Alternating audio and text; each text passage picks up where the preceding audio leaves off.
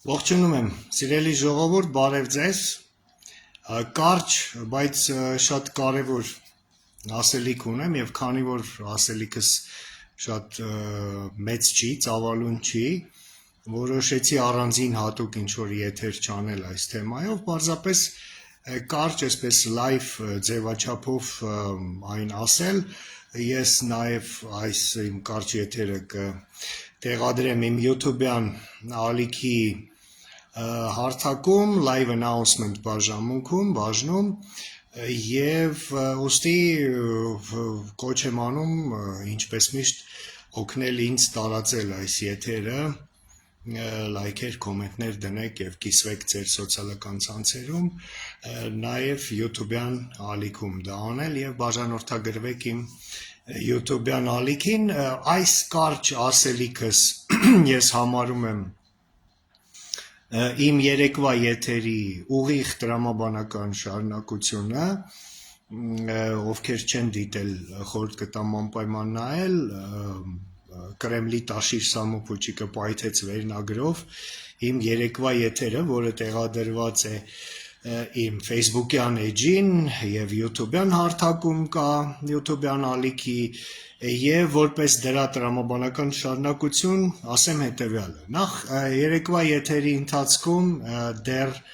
հայտնի չէին Միշուստին Փաշինյան հանդիպման արդյունքները, հանդիպումը դեռ պիտի կայանար կամ ընթացքում էր եւ ես բան չունեի այդ ուղղությամբ ասելու, բացի ինքնին փաստը նշելու, որը եւս շատ խոսուն է, որ Նիկոլը գնաց եւ հանդիպեց Միշուստինի հետ, իդեպ ասեմ, որ միջոցառումը շատ երկրորդական միջոցառում էր, ընդամենը ցուցահանդես էր, ցուցահանդես, որը այսպես պաշտոնական ինչ-որ միջոցառում չէր եւ մասնակցությունը ամենևին պարտադիր չէր, բայց մամուլում տեղեկություններ եղան, որ Փաշինյանը համառորեն հրավեր չստանալով համառորեն խնդրել պնդել է, որ Իրան եւս հրավիրեն, ռուսական կողմը շատ սառը արձագանքել է, դե լավ թող որ ուզում է թող գա պատասխանելով եւ արդյունքում այցը կայացավ եւ այսօր արդեն կամ երեք երեկոյան օրվա ընթացքում հայտնի դարձան այդ հանդիպման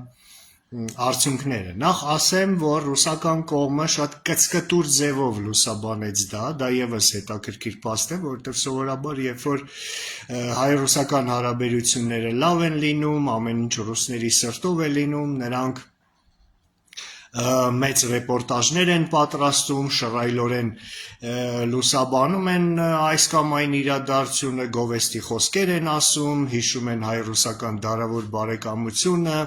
ռազմավարական այսպես դաշնակցային կապերը, գործընկերությունը եւ այլն։ Այս անգամ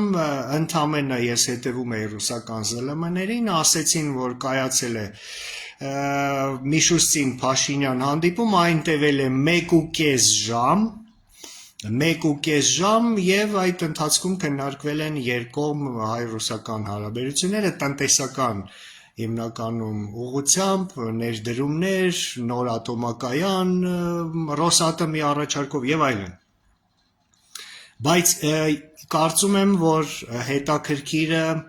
այն տողատակերն են, որոնք կային, նախ ասեմ, որ ինքնին այդ փաստը եւս խոսուն է, որ ռուսական ԶԼՄ-ները այդպես են լուսաբանում շատ կծկտուր ձևով եւ հետաքրքիրը ամենահետաքրքիրը իմ համար այն էր, որ Միշուստինը չշնորհավորեց Նիկոլ Փաշինյանին, այսինքն անձամբ հանդիպելով Փաշինյանի հետ որևէ շնորհավորական խոսք չեղավ։ Սա առաջի հանդիպումն էր Փաշինյանի ռուսական բարձրաստիճան պաշտոնյաների հետ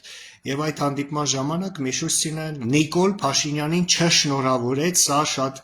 հետաքրքիր եւ կարեւոր եմ համարում ընդգծել։ Երկրորդ կարեւոր բանը այն է, որ տեսանյութեր տրվեցին, կարճ տեսանյութեր, ասենք ներածական խոսքերը Նիկոլ Փաշինյանը խոսեց նրա մասին, որ ինչպես եւ ընտրություններից առաջ, այնպես եւ ընտրություններից հետո հայկական կողմը շատ կոնստրուկտիվ է տրամադրված քննարկելու բոլոր հարցերը, այդ թվում այն վիճահարույց հարցերը, որոնք առաջացել են հայ-ռուսական հարաբերություններում եւ հույս ունենք, որ ամեն ինչ կհարթվի, կլուծվի եւ Փաշինյանը նաեւ ասաց, որ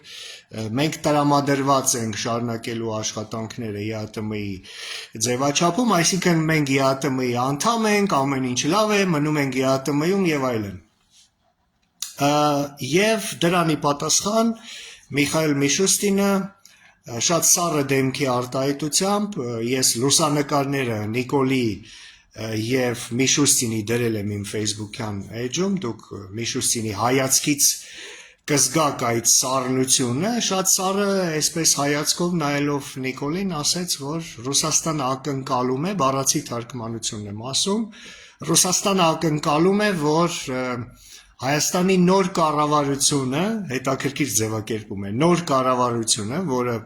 պիտի կազմավորվի ընտրությունների արդյունքով, կանի ամեն ինչ, որպեսզի հայ-ռուսական տնտեսական կապերը զարգանան, բարենպաստ պայմաններ կստեղծի ռուս բիզնեսմենների ներդրողների համար եւ այլ եւ այլ։ Այսինքն շեշտը դրվեց տնտեսական հարցերի վրա։ Եվ վերջ, այսքանը ինչ հայտնի է։ Ես կարծում եմ, որ տողատակը հետևյալն էր, Նիկոլ Փաշինյանը մեղայականով ներկայացավ Միշուստինին, ժողովրդի լեզվով ասած կներեք չարություն եմ արել էլ չեմ անի, որին ի պատասխան բնականաբար Միշուստինը բան չուներ ասելու, որտեղ որոշողը նա չի, որոշողը Պուտինն է, Միշուստինը պարզապես ընդունելով ի գիտություն Նիկոլի խոսքերը, կարծում եմ, կփոխանցի դա Պուտինին, որից հետո Վլադիմիր Պուտինը կկայացնի իր որոշումը Նիկոլ Փաշինյանի վերաբերյալ։ Սա իմ այսպես վերլուծությունն է, իմ պատկերացում այդ հանդիպումից։ Հաջորդ կարևոր բանը, որ այսօր ուզում եմ ասեմ, դա ուրեմն Սամվել Կարապետյանի այսօրվա մամլո ասուլիսն է։ Իհարկե Գագիկ Ծառուկյանի հետ կապված զարգացումները եւս արժի շեշտել, բայց դրա մասին շատ բաներ դեռ չունեմ ասելու, ընդամենը ենթադրում եմ, որ սա հերթական թատրոնն է Կրեմլի հետ լեզու գտնելու այդ խաղի ընթացքում։ Իսկ Սամվել Կարապետյանի լրագրողների հետ կայացած այդ հարցու պատասխանը շատ հետաքրքիր է եւ ես այդտեղ երկու բան կնշեի։ Առաջինը, որ Սամվել Կարապետյանը վերահաստատեց մանդատները վերցնելու իրենց որոշումը եւ ասեց, որ Նարեկ Կարապետյանը անձամբ վերցնելու է մանդատները, սա մեկ։ Երկրորդը, որ խոսելով փողոցային զարգացումների, փողոցային այդ ցույցերի մասին, Սամվել Կարապետյանը ասեց հետեւյալը. նախ հեգնելով այդ փողոցը, այսպես լրագրողին ասեց, փողոց, այդ փողոցը շատ եք սիրում,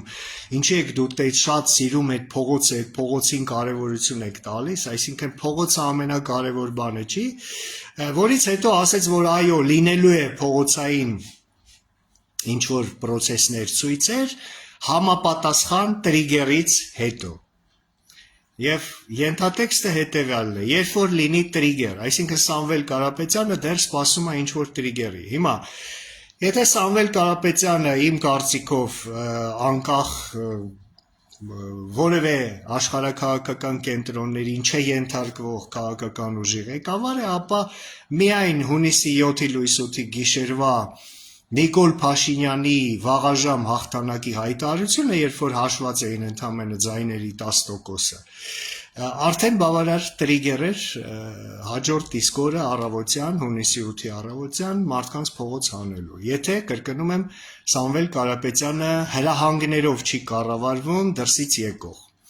Ահա, խնդրեմ, դրանից լավ տրիգեր, եթե դու տրիգեր ես ուզում, որ ժողովրդին փողոց հանես, գիշերը վարչապետի աթոռը զբաղեցնող մարդը իրան հայտարարում է հաղթող, երբ որ հələ ձայների 10%-ն է հաշված, ընդ որում մեծամասնությունը շրջաններում Երևանի ձայները հələ հաշված չեն, նա արդեն ասում է, որ հաղթել է եւ դրանից լավ տրիգեր լինել չի կարող։ Հիմա, եթե դա չէր Սամվել Կարապետյանի համար տրիգերը, ապա որը կլինի տրիգերը։ Իհարկե Պուտինի հրահանգը։ Սամվել Կարապետյանը սպասում է Պուտինի հրահանգին, իսկ Պուտինը հրահանգ կտա ժողովրդին հանել փողոց կամ չի տա ժողովրդին հանել փողոց հրահանգ, կախված կլինի նրանից, թե ինչ որոշում կկայացնի Վլադիմիր Պուտինը Նիկոլ Փաշինյանի վերաբերյալ։ Հավանաբար Պուտինը Միշուստինի հետ կհանդիպի, Եկատերինբուրգի Նիկոլի հետ ունեցած խոսակցության այդ ամբողջ բովանդակությունը Միշուստինը նրան կփոխանցի, որից հետո Պուտինը կկայացնի իր որոշումը, հրահանգ կիչեցնի այստեղի քաղաքական ուժերին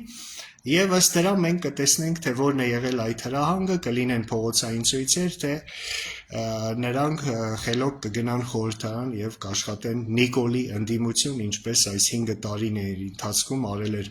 Ռոբերտ Քոչարյանն ու Սերժիկ Սարգսյանը։ Ես մնում եմ այն կարծիքին, որ Նիկոլ Փաշինյանը շատ ծանր դժվարին իրավիճակում է հայտնվել, որովհետև Արևմուտքը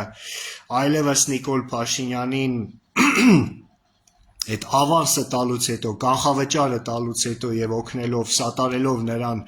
ընտրությունների ժամանակ եւ օգնելով նրան վերընտրվել, հիմա պահանջելու է կոնկրետ քայլեր եւ գործեր։ Կրկնում եմ, Արևմուտքը նույն բանը պահանջելու է Վլադիմիր Պուտինը։ Պուտինը պահանջելու է հրաժարվել Արևմուտքի հետ այդ սիլիբիլիներից, ինտեգրման այդ գործընթացից, Արևմուտքը հակառակը պահանջելու է կոնկրետ քայլերով դուրս գալ ռուսական ազդեցության գոտուց եւ ըստ դրա եւ Արևմուտքը եւ Վլադիմիր Պուտինը կկայացնեն իրենց վերջնական որոշումը Նիկոլ Փաշինյանի հանդեպ։ Ես մնում եմ այն կարծիքի, որ Հայաստանում համակարգային վերջնական ռադիկալ փոփոխությունները հնարավոր կլինեն միայն ու միայն Պուտինյան ռեժիմի տապալումից հետո, այն պարզ պատճառով, որ իշխանափոխություն Պուտինյան ռեժիմի օրոք կարող է անել միայն ինքը Վլադիմիր Պուտինը եւ եթե նա որոշի Նիկոլ Փաշինյանին հեռացնի, ապա հաջորդը կլինի Պուտինի հաջորդ խամաճիկը, Տաշիկ Սամոն կամ Ռոբերտ Քոչարյանը էական չի, իսկ Պուտինի օրոք Արևմուտքը իշխանափոխության Հայաստանում չի գնա, ինչպես Վրաստանի դառը փորձը ցույց տվեց, դա հղի է լրջագույն հետևանքներով, հետևաբար Արևմուտքը կսպասի Պուտինյան ռեժիմի տապալումի, որից հետո եթե Արևմուտքը որոշում ընդունի Նիկոլին հեռացնելու, ապա կարծում եմ մենք ականատես կլինենք արտահերթ ընտրությունների, արդեն Արևմուտքի նախաձեռնությամբ եւ Արևմուտքի վերահսկողությամբ, որոնց ընթացքում կձևավորվի հայ ժողովրդի հարգանքը սերը վստահությունը վայելող իրական ժողովրդավարական իշխանություն եւ Արևմուտքը միանգամից երկու խնդիր կլուծի, հեռացնելով ռուս-թուրքական Նիկոլ Փաշինյան պրոյեկտի, Նիկոլ Փաշինյան գործիքին եւ մաքրելով խորհրդարանը ռուսական ուժերից, իդեմս ուժեղ Հայաստանի եւ Հայաստան Դաշինքի Քոչարյանի ղեկավարած։ Սա էր այն կարճ եթերը, որ ես ուզեցի այսօր անել, ի հավելումն իմ երեկվա, կրկնում եմ, եթերի, ովքեր չեն նայել, կոչ եմ անում, հորդորում եմ անպայման նայել իմ երեկվա եթերը, եւ դրանից հետո ավելի լավ կհասկանաք եւ պարզ կլինի իմ այսօրվա եթերը, որը իմ երեկվա եթերի ուղիղ եւ տրամաբանական շարունակությունն էր։ Շնորհակալություն, որ ինձ հետ եք, կրկին կոչ եմ անում տարածել այս եթերը, օգնել ինձ տարածել, կիսվելով ձեր սոցիալական ցանցերում։ Ես հիմա այս լայվը download կանեմ եւ կտեղադրեմ նաեւ իմ YouTube-յան ալիքին, այնտեղ էլ կարող եք նայել։ Եվ հետևում ենք զարգացումներին, ես մոտ ապագայում եթերներ կպատրաստեմ թե Ռուսաստանի վերաբերյալ եւ թե Իսրայել-Թուրքիա հակամարտության եւ ցեղասպանության ճանաչման, վաղը ըստ որոշ տեղեկությունների չի բացառվում, որ Կնեսետում հայոց ցեղասպանության հարցը դրվի քվեարկության, որից հետո արդեն ես առանձին եթերով կխոսեմ դրա մասին։ Շնորհակալություն, ստեսա։